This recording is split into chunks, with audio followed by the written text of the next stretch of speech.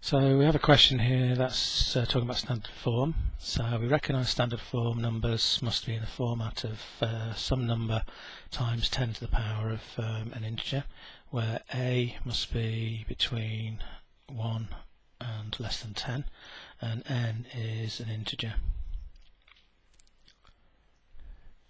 And if we think about how standard form numbers work, then our old idea of hundreds, tens, units, tenths, hundredths as a way of representing place value, then 100 is the same as 10 squared, 10 is the same as 10 to the power of 1, units is the same as 10 to the power of 0, because anything to the power of 0 is 1. Tenth is 10 to the power of negative 1, a hundredth is a 10 to the power of negative 2. So basically what we're saying is that we're going to rewrite numbers in standard form by representing each digit by its relevant power.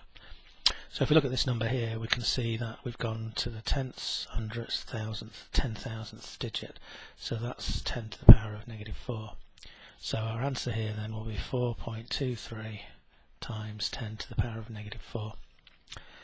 Another way of thinking about this is some people like the idea of moving the decimal point, although it's never moved since it was introduced into this country in 1706.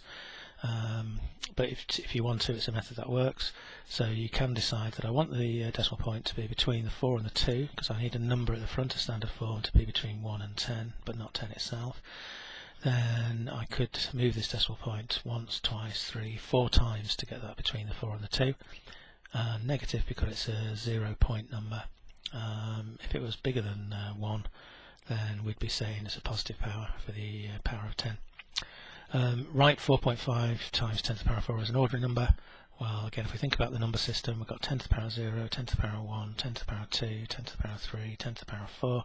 So this is telling us the 4 must be in the 10 to the power of 4 column, and the 5 follows that, and these then will have zeros in to make the number work.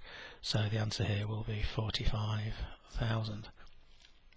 Again, you could use the decimal point idea. So you could say to yourself, well, the 4.5 started there, and I want the 4 to move to get into the 10 to the power of 4 column.